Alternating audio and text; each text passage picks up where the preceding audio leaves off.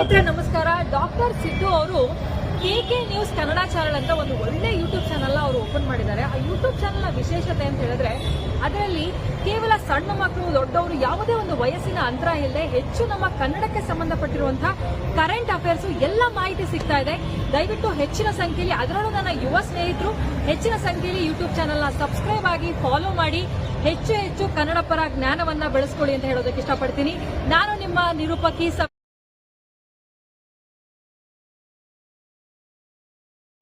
ರೈತರ ಹೋರಾಟದಲ್ಲಿ ಭಾಗಿಯಾಗಿ ಮಾತನಾಡ್ತಕ್ಕಂಥದ್ದು ಏನಪ್ಪ ಅಂದ್ರೆ ಈಗಾಗಲೇ ನಮ್ಮದು 2016ರಲ್ಲಿ ನಮ್ಮ ಏರಿಯಾದಲ್ಲಿ ಕೆನಲ್ಗಳನ್ನು ಎಲ್ಲ ಅಡ್ಡ್ಯಾರ. ಅದರ ಪರಿಹಾರವನ್ನು ಇನ್ನೂ ಕೊಟ್ಟಿಲ್ಲ. ಯಾಕಂದ್ರೆ ಅನೇಕ ನಮ್ಮ ಸುತ್ತಮುತ್ತಲಿನ ಗ್ರಾಮದಲ್ಲಿ ಕೆಲವೊಂದು ರೈತರಿಗೆ ಪರಿಹಾರವನ್ನು ಘೋಷಣೆ ಮಾಡಿ ಅವ್ರ ಪರಿಹಾರವನ್ನು ಕೂಡ ಕೊಟ್ಟಿದ್ದಾರೆ. ಆದರೆ ಅನೇಕ ರೈತರಿಗೆ, ಹೆಚ್ಚಿನ ಪ್ರಮಾಣದ ರೈತರಿಗೆ ಪರಿಹಾರವನ್ನು ಕೊಟ್ಟಿಲ್ಲ.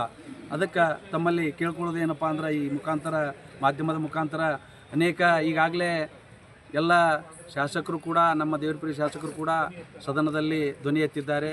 ಅದಕ್ಕೆ ಏನಪ್ಪ ಸರ್ಕಾರ ಬರೀ ಇದನ್ನು ಏನು ಹೇಳ್ತಾರೆ ಅಂತಂದ್ರೆ ಕೋರ್ಟ್ನವರು ಮತ್ತು ನಮ್ಮ ಅಧಿಕಾರಿಗಳು ಅದನ್ನು ತಪ್ಪು ಮಾಡ್ಯಾರ, ಹೆಚ್ಚಿನ ಅಮೌಂಟ್ ಮಾಡ್ಯಾರ, ನಮ್ಗೆ ಅಷ್ಟು ಕೊಡೋಕ್ಕಾಗಲ್ಲ ಅಂತ ಮಾನ್ಯ ನೀರಾವರಿ ಸಚಿವರು ಹೇಳ್ತಾರೆ. ಇದು ಯಾಕಂತಂದ್ರೆ ಸರ್ಕಾರಕ್ಕೇನು ದೊಡ್ಡ ಮಹತ್ವ ಅಲ್ಲ. ಯಾಕಂದ್ರೆ ಅನೇಕ ನಮ್ಮಲ್ಲಿ ಆಗಲೇ ಭೂಮಿಗಳು ಮೊದಲೇ ನಮ್ಮ ಯೂನ್ ಪವರ್ ಅವರು ಏನೇ ಯಾರಿಗೆ ಖರೀದಿ 14-15 ಲಕ್ಷ ತನಕ ಹೋಗ್ಯಾವ. ಅದ್ರ ಲೆಕ್ಕದ ಪ್ರಕಾರ ನಿಮ್ಮ 3 ಪಟ್ಟು ಲೆಕ್ಕದ ಪ್ರಕಾರ 60 ಲಕ್ಷ 70 ಲಕ್ಷ ಆಕೈತಿ. ಅಂಥ ಹಣವನ್ನು ಕೂಡ ನೀವು ಕೊಡ್ರಿ.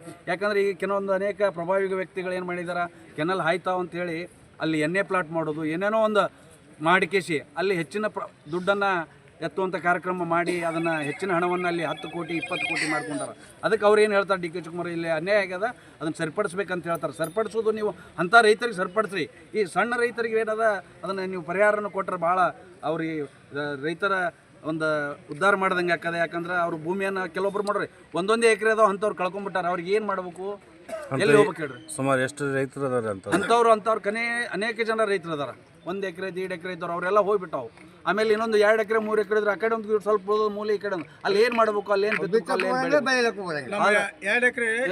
2 ಗುಂಟೆದಾಗ ಹಿಂಗೆ ರೈತರು ಏನು ಮಾಡ್ಬೇಕು? ಅದಕ್ಕೆ ರೈತರಿಗೆ ನೀವು ಜಲ್ದಿ ಪರಿಹಾರ ಕೊಟ್ರಂದ್ರೆ ಅವ್ರಿಗೆ ಬೇರೆ ಏನಾರ ಒಂದು ವ್ಯವಸ್ಥೆ ಮಾಡಿಕೊಂಡು ಒಂದು ಬೇರೆ ಭೂಮಿಯನ್ನು ತೊಗೊಳೋದಾಗಲಿ, ಅಥವಾ ಅವ್ರ ಮಕ್ಕಳ ಸಾಲಿ, ಅವರ ಆರೋಗ್ಯ ಸಮಸ್ಯೆ, ಅನೇಕ ರೈತರು ಸತ್ತೋದ್ರು.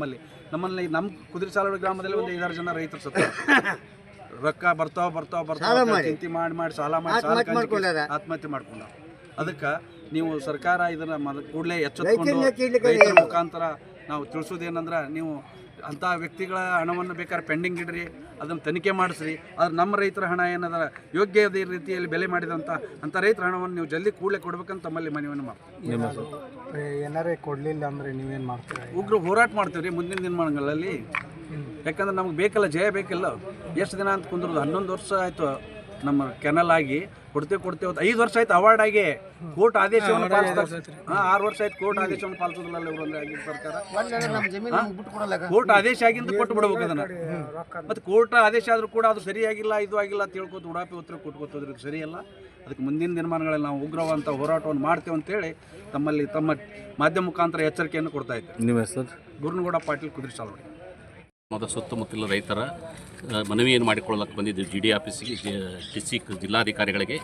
ಈಗ ಪ್ರಭಾತ್ ಪೇರೆ ಪರವಾಗಿ ಜಿಲ್ಲಾಧಿಕಾರಿ ಕಚೇರಿಗೆ ಮನವಿಯನ್ನು ಸಲ್ಲಿಸಿದಾಗೆ, ಈಗ ರೈತರ ಹೋರಾಟದ ಉದ್ದೇಶ ಏನಪ್ಪ ಅಂತಂದ್ರೆ, ರೈತರು ತಮ್ಮ ಕೃಷ್ಣಾ ಮೇಲ್ದಂಡೆ ಯೋಜನೆಯಲ್ಲಿ ಕೆನಾಲ್ಗಳು ಹೋಗ್ಯಾವ. ಸಣ್ಣ 1 ಎಕರೆ ಹೋಗಿರ್ಬೋದು, 20 ಗುಂಟೆ ಹೋಗಿರ್ಬೋದು, 40 ಗುಂಟೆ ಹೋಗಿದ್ದು. ಈಗಾಗಲೇ ಯಾವುದೋ ಒಂದು ಪೈಸಾ ರೊಕ್ಕ ಇನ್ನೂವರೆಗೆ ಕೊಟ್ಟಿಲ್ಲ. ರೈತರು 7-8 ವರ್ಷಗಳಿಂದ ಕೋರ್ಟ್ ಆದೇಶ ಆದರೂ ಕೊಟ್ಟಿಲ್ಲ. ಈಗ ಹಾಡ್ಲಾಕತ್ತರೂ ಪರಿಹಾರವೂ ಕೊಟ್ಟಿಲ್ಲ. ಮುಗ್ಧ ರೈತರಿಗೆ ಪರಿಹಾರ ಕೊಡ್ತೀನಿ ಅಂತೇಳಿ ಹಾಗೆ ಕೆನಾಲ್ಗಳನ್ನು ಹಡ್ಯಾರ. ಅವ್ರಿಗೆ ಸಹ ಪರಿಹಾರ ಕೊಟ್ಟಿಲ್ಲ. ಬೆಳೆ ನಾಶ ಆದರೂ ಪರಿಹಾರ ಕೊಟ್ಟಿಲ್ಲ. ಅವ್ರಿಗೆ ತೊಂದರೆ ಆಗ್ಯದ. ಅದಕ್ಕಾಗಿ ಶೀಘ್ರದಲ್ಲೇ ನೀವು ಪರಿಹಾರ ಕೊಡೋ, ಕೆನಾಲ್ದ ರೊಕ್ಕ ಕೊಡಬೇಕು. ಒಂದು ವೇಳೆ ಕೊಡಲಿಲ್ಲ ಅಂತಂದ್ರೆ ರೈತರು ಹೋರಾಟ ಮಾಡ್ತೀವಿ. ಇನ್ನೂವರೆಗೆ ಹೋರಾಟ ಮಾಡಿದ ನಂತರ ಆಗಲಿಲ್ಲ ಅಂದ್ರೆ ನಮ್ಮ ಹೊಲದ ಮಾಡ್ತಕ್ಕಂಥ ಕೆನಾಲ್ಗಳನ್ನು ಮುಚ್ಚುವಂಥ ಸ್ಥಿತಿ ತರ್ತೀವಿ. ನಮ್ಮ ರೊಕ್ಕನೂ ಬೇಡ, ನಮ್ಮ ಹೊಲ ನಮಗಿರ್ತದೆ, ನಾವು ಕೆಲನೂ ಮುಚ್ತೀವಿ, ಏನೂ ಬೇಡ ಅನ್ನುವಂಥ ಸ್ಥಿತಿಗೆ ರೈತರು ಬಂದಾರ. ಆ ಕಾನೂನು ಕೈ ತೆಗೆದುಕೊಳ್ಳೋಕ್ಕೆ ಪೂರ್ವದಲ್ಲಿ ತಾವೆಲ್ಲರೂ ಶೀಘ್ರದಲ್ಲೇ ಕೋರ್ಟ್ ಆದೇಶ ಪ್ರಕಾರ ರೈತರಿಗೆ ಹಣವನ್ನು ಬಿಡುಗಡೆ ಮಾಡಬೇಕಂತ ತಮ್ಮಲ್ಲಿ ವಿನಂತಿಯನ್ನು ಮಾಡ್ಕೊಳ್ತಾರೆ. ಎಷ್ಟು ಆದೇಶ ಮಾಡೈತೆ ಪರಿಹಾರ ಕೊಡ್ತೈತೆ ಅಂತೇಳಿ ಸರ್ಕಾರದಿಂದ 50 ರಿಂದ 60 ಲಕ್ಷ ಕೋರ್ಟ್ ಆದೇಶ ಇದಾವ. ಬೇಕಾದ್ರೆ ಆದೇಶ ಪ್ರತಿ DC ಅವ್ರಿಗೆ ಹೆಚ್ಚಿ ಕೊಟ್ಟಿದ್ದೇವೆ. ಹಾಗೂ ಮತ್ತು ಅದರಲ್ಲಿ ಈಗಾಗಲೇ ಕೆಲವು ರೈತರು ಜಮೀನುಗಳನ್ನು ಹಡ್ಯಾರ, ಅವ್ರಿಗೆ ಬೆಳೆ ಪರಿಹಾರ ಕೊಟ್ಟಿಲ್ಲ ಮತ್ತು ಮೇಲಾಗಿ ಆ ಕೆನಾಲ್ದ ರೊಕ್ಕನೂ ಕೊಟ್ಟಿಲ್ಲ. ಎಷ್ಟು ವರ್ಷ ಆಯ್ತು? 7 ವರ್ಷ ಆಯಿತು. 6ರಿಂದ 7 1916-17ರಿಂದ ಚಾಲು ಅದು ಇನ್ನೂವರೆಗೆ ಏನು ಪೈಸಾ ಕೊಟ್ಟಿಲ್ಲ. ಅದಕ್ಕೆ ಶೀಘ್ರದಲ್ಲೇ ರೈತರಿಗೆ ಇದು ಕೊಡಬೇಕಂತ ಸಾಕಷ್ಟು ಥರ ಈಗಾಗಲೇ ನಮ್ಮ ದೇವರಪುರಿಗೆ ಕ್ಷೇತ್ರದ ಶಾಸಕರು ಬೆಳಗಾವಿ ವಿಧಾನಸೌಧದಲ್ಲಿ ಕ್ವಶನ್ ಹಾಕ್ಯಾರ.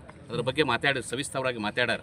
ಅದ್ರ ಬಗ್ಗೆ ಅದಕ್ಕಾಗಿ ಶೀಘ್ರದಲ್ಲೇ ತಾವೆಲ್ಲ ಮುತುವರ್ಜಿ ವಹಿಸಿ ನೀರಾವರಿ ಸಚಿವರು ಇದನ್ನು ಮಾಡ್ಲಿಕ್ಕಂದ್ರೆ ರೈತರು ಯಾಕಂದ್ರೆ ಸಮಗ್ರ ಹೋರಾಟ ಮಾಡಬೇಕಾಗ್ತದೆ. ಇದು ರೈತರ ಹೋರಾಟ ಸಾಮಾನ್ಯ ಆಗೋದಿಲ್ಲ, ಭಾಳ ತೊಂದರೆ ಆಗ್ತದೆ. ಅದಕ್ಕಾಗಿ ತಾವು ಶೀಘ್ರದಲ್ಲೇ ನಮ್ಮ ಹಣವನ್ನು ಕೊಡಿಸ್ಬೇಕಂತ ತಮ್ಮಲ್ಲಿ ವಿನಂತಿಯನ್ನು ಮಾಡ್ತೇವೆ. ಒಂದು ವೇಳೆ ನಿಮ್ಮ ಪರಿಹಾರ ಸಿಗೋದಿಲ್ಲ ಅಂದ್ರೆ ಮುಂದೆ ಹೆಜ್ಜೆ ಹೆಜ್ಜೆ ಇನ್ನೊಂದು ಸಲ ಹೋರಾಟ ಮಾಡ್ತೀವಿ. ಆಗ ಸಿಗಲಿಲ್ಲಪ್ಪ ಅಂದ್ರೆ ನಾವು ಏನು ಮಾಡ್ತೇವೆ, ಮತ್ತೆ ಮನವಿ ಕೊಟ್ಟು ನಾವು ಉಪವಾಸ ಸತ್ಯಾಗ್ರಹ ಮಾಡ್ತೀವಿ. ಅದಕ್ಕೂ ಆಗಲಿಲ್ಲ ಅಂದ್ರೆ ನಾವು ಅಡ್ಡಿದಂಥ ಜಮೀನದ ಕಾವಲಿಗಳನ್ನು ಮುಚ್ಚಿಬಿಡ್ತೀವಿ. ಮುಚ್ಚಿ ನಮಗೇನು ಕೊಡೋದು ಬೇಡ, ನಮ್ಮ ಭೂಮಿ ನಾವು ತೊಗೊಂಡು ಬಿತ್ತುವಂಥ ಕೆಲಸ ನಾವು ಮಾಡಬೇಕಂತ ವಿಚಾರ ಮಾಡೀವಿ. ನಿಮ್ಮ ಹೆಸರು ಸರ್? ಮಲ್ಲಣ್ಣ ಅಣ್ಣಪ್ಪನವರು. ಶಾರ್ಟಾಗಿ ನಾವು ಮಾತಾಡ್ತೀವಿ. ಇವರು ನಮ್ಮ ಅನಿಲ್ ಗೌಡ್ರ ಲೀಡ್ರ್, ಇವರು ಗುರುಗೌಡ್ರು ಗೊತ್ತೇ ಇದೆ. ಆಮೇಲೆ ನಮ್ಮ ಸಂಘದವ್ರು ವಕೀಲರು, ನಮ್ಮ ರೈತರು ರೈತರಂದ್ರೆ ನಾನು ರೈತ, ಅವರು ಒಂದೇ ನಾನು ಒಂದೇ. ಈಗ ಇದು ಏನಾಗಿದೆ ಅಂತಂದ್ರೆ ಭೂ ಸ್ವಾಧೀನ ಪರಿಹಾರ, ಭೂ ಸ್ವಾಧೀನ ಪರಿಹಾರದಲ್ಲಿ ನಮಗೆ ಪರಿಹಾರ ಸಿಗ್ತಾ ಇಲ್ಲ.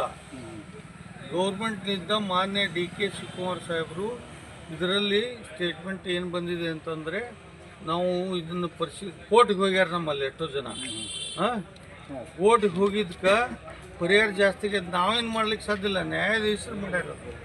ನ್ಯಾಯಾಧೀಶರು ನಮ್ಮ ರೈತರು ಪಾಟಾಗಿ 2 ಎಕರೆ ಬಂದಾವ ಎಲ್ಲರಿಗೆ. ಒಬ್ಬೊಬ್ಬಗ ರೈತಗೆ 2 ಎಕರೆ, ನನ್ನಂತವೇ ಬಂದಾವ 2 ಎಕರೆ, 2 ಎಕರೆದಾಗ 2 ಎಕರೆ ಹೋಗ್ಯದ. ಅದಕ್ಕೆ ದಯವಿಟ್ಟು ನೀವು ಪರಿಹಾರಕ್ಕೆ ನೀವು ಅಡ್ಡಿಪಡಿಸ್ಬೇಡ್ರಿ. ನೀವು ಇದನ್ನು ನಮಗೆ ಪರಿಹಾರ ಬಿಡುಗಡೆ ಕೋರ್ಟ್ಲಿಂದ ಒಂದಿಷ್ಟು ಆದೇಶ ಆಗ್ಯಾವ, ಒಂದಿಷ್ಟು ಆದೇಶ ಆಗಿಲ್ಲ, ಕೋರ್ಟ್ನಾಗ ನಡೆದ, ಅದಕ್ಕೂ ಅಡ್ಡಿಪಡಿಸ್ಬೇಡ್ರಿ. ಆದೇಶ ಆಗಿದ್ದನ್ನು ರೊಕ್ಕ ಹಣ ಬಿಡುಗಡೆ ಮಾಡಬೇಕು, ಆಯ್ತ್ರಿ? ಇದನ್ನು ನೀವು ದಯವಿಟ್ಟು ಸಚಿವರ ಗಮನಕ್ಕೆ ತರಬೇಕು. ಮತ್ತೆ ಯಾರೇ ಮಾತಾಡೋದಿದ್ರೆ ರೈತರು ಮಾತಾಡ್ಬೋದು. ಹಾಂ, ರೈಟ್ ಬಿಡಿ.